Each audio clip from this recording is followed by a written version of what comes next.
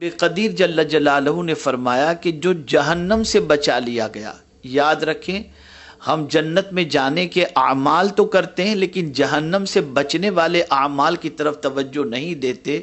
لیکن قرآن شریف میں اللہ عز و جل نے فرمایا فمن زحزح عن النار، جو جہنم سے بچا لیا گیا۔ تو پہلے ہمیں کوشش کرنی ہے ہر اس عمل سے بچنے کی جو جہنم میں لے جانے والا ہے، اس لیے کہ جہنم سے بچا لیے جائیں گے تو جنت میں داخل کیے جائیں گے۔ پل صراط جہنم کے اوپر بنا ہے، اس لیے اس چیز کو ذہن میں رکھنا چاہیے کہ کوشش سب سے پہلے یہ کی جائے کہ ہم جہنم سے کیسے بچیں۔ تو بہت سارے اعمال ہیں جو جہنم سے بچنے سے متعلق ہیں، لیکن میری نظر سے ایک حدیث شریف گزری جس میں آقا کریم صلی اللہ علیہ وسلم ام المؤمنین حضرت عائشہ صدیقہ رضی اللہ تعالی عنہا، جو طیبہ بھی ہیں، طاہرہ بھی ہیں، مفتیہ بھی ہیں، عالمہ بھی ہیں اور فقیہہ بھی ہیں،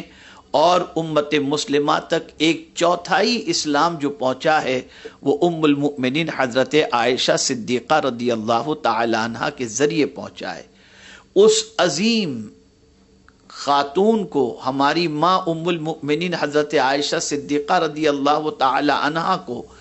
رسول اعظم صلی اللہ علیہ وسلم نے ایک عمل بتایا جو جہنم سے بچنے سے متعلق ہے۔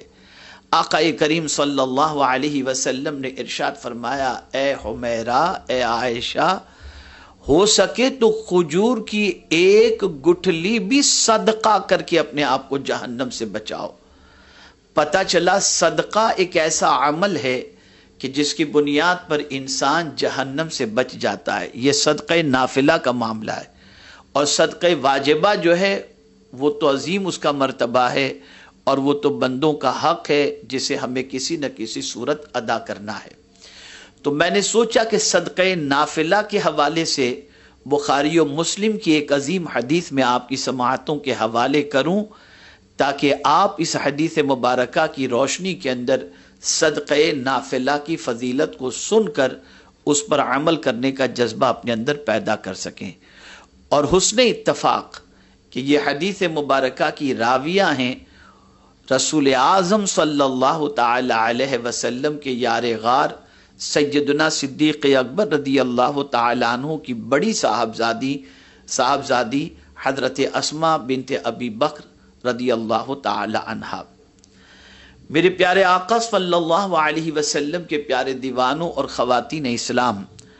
حضرت اسماء رضی اللہ تعالی عنہا کا بیان ہے کہ رسول اکرم صلی اللہ علیہ وسلم نے مجھے خطاب کرتے ہوئے فرمایا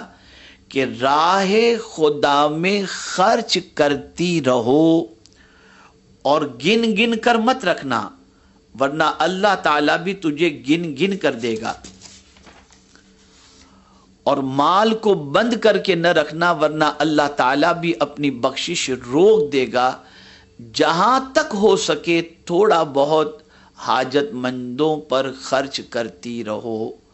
میرے پیارے آقا صلی اللہ علیہ وسلم کے پیارے دیوانوں اور خواتین اسلام، اللہ عز و جل کی راہ کے اندر خرچ کرتے وقت گن گن کر دینے کا جو تصور ہے اس کو تھوڑا سا اپنے ذہن سے نکالنا ہوگا۔ فراخ دلی کے ساتھ، کشادہ قلبی کے ساتھ، اللہ عز و جل کی رضا کی خاطر اللہ عز و جل کے بندوں کو، محتاجوں کو، مسکینوں کو، رشتہ داروں کو، ضرورت مندوں کو دیا کریں۔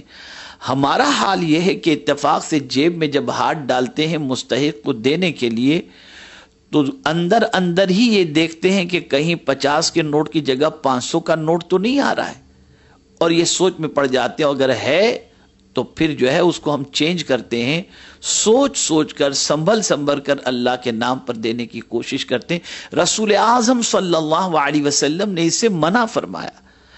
اگر کوئی شخص بے گنے فراخ دلی کے ساتھ اللہ کے بندوں پر خرچ کرتا ہے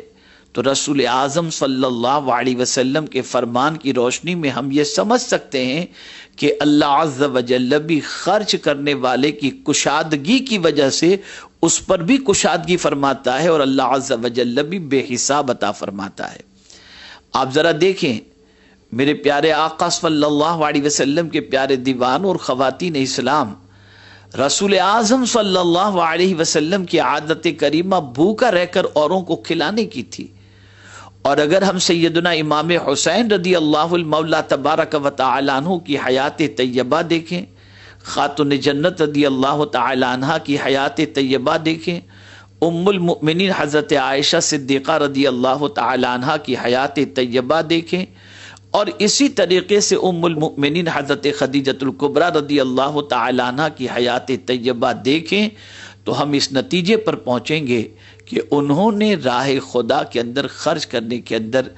کبھی بھی کسی اعتبار سے گننے، سوچنے، سمجھنے، اور سوچنے سمجھنے سے مراد یہ ہے کہ کہیں کم تو نہیں ہو جائے گا اور کہیں کچھ زیادہ تو نہیں چلا جائے گا، اس فکر کی بجائے اللہ عز و جل کی مخلوق پر لٹاتے رہے، ان کی خدمات کرتے رہے، جس کے عوض میں اللہ عز و جل نے بے حساب عطا فرمایا۔ اور پھر دیتے وقت کتنا پیارا جذبہ تھا۔ ام المؤمنین حضرت عائشہ صدیقہ رضی اللہ تعالی عنہا کو رسول اعظم صلی اللہ علیہ وسلم نے دیکھا کہ ایک درہم کو وہ دھو رہی ہیں، تو سرکار صلی اللہ علیہ وسلم نے فرمایا، حمیرہ کیا کر رہی ہو؟ عرض کرتی کہ سرکار آپ ہی نے تو فرمایا تھا کہ صدقہ سائل کے ہاتھوں میں جانے سے پہلے اللہ کے دست قدرت میں پہنچ جاتا ہے، تو میں نے سوچا جو صدقہ اللہ کے دست قدرت میں پہنچنے والا ہو اسے پہلے اچھی طریقے سے دھو کر کے صاف کر لوں، تاکہ پروردگار جل جلالہ کی بارگاہ کے اندر صاف ستھرا صدقہ پہنچے۔ کیا جذبہ تھا، کیا سوچ تھی اور کیا فکر تھی۔ آج ہماری بہنیں ہزاروں کا ڈریس پہن لیتی ہیں، ہماری بہنیں لاکھوں کے ornaments بنا لیتی ہیں، اور اسی کے ساتھ ساتھ فیشیل کروانا اور مطلب میک اپ کروانا، اس میں لاکھوں ہزاروں خرچ ہو جاتے ہیں،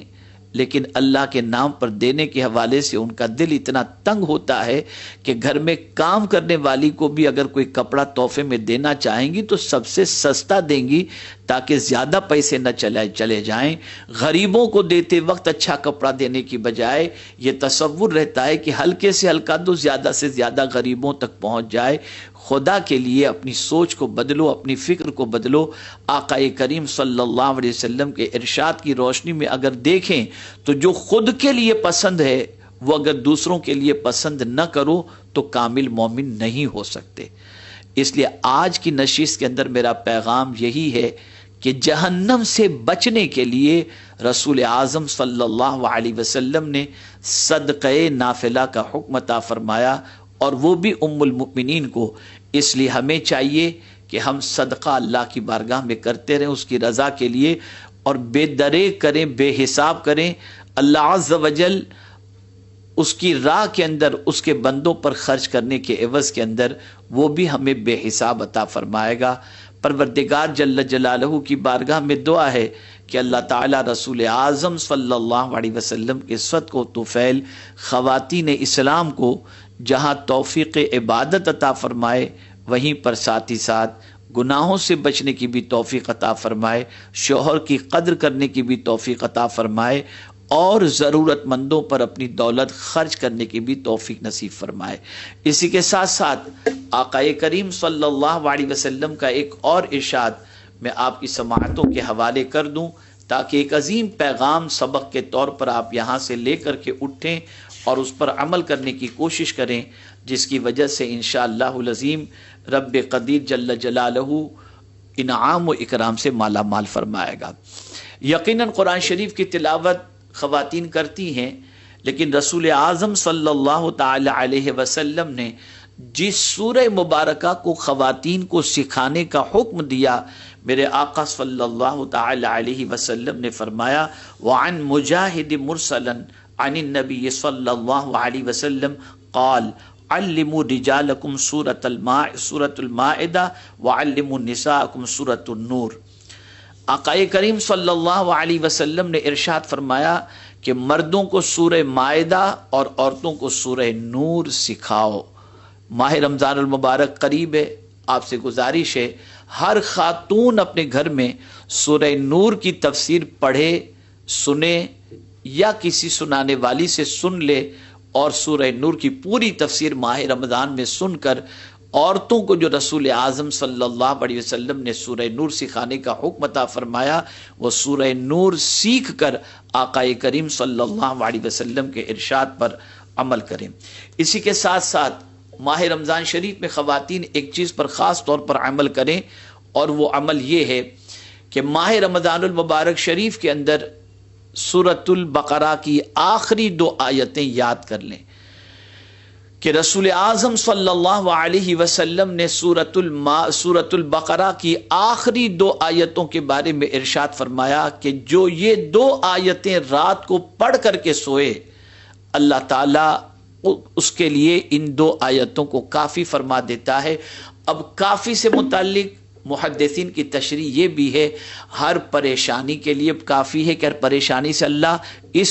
ان آیات کے ذریعے بچا لیتا ہے، ہر راحت اللہ عز و جل عطا فرماتا ہے، شیطان کی شرارت، جنات کی شرارت، جادو ٹونے کی شرارت، ان ساری شرارتوں سے اللہ تعالیٰ اس پڑھنے والے کو بچا لیتا ہے جو روزانہ رات کو سونے سے پہلے سورہ بقرہ کی 2 آخری آیتیں یاد کر لے۔ تو میری گزارش ہے کہ آپ سورہ بقرہ کی آخری 2 آیتیں ماہ رمضان شریف میں یا اس سے پہلے یاد کر لیں، اور آج ہی سے رات کو سونے سے پہلے معمول بنا لیں کہ سورہ بقرہ کی آخری 2 آیتیں، آیت الکرسی، سورہ فلق، سورہ ناس اور سورہ اخلاص، ان کی تلاوت کر کے سوئیں۔ انشاءاللہ العظیم اللہ سکون کی دولت عطا فرمائے گا۔ اللہ عز و جل کی بارگاہ میں دعا ہے کہ رب قدیر جل جلالہ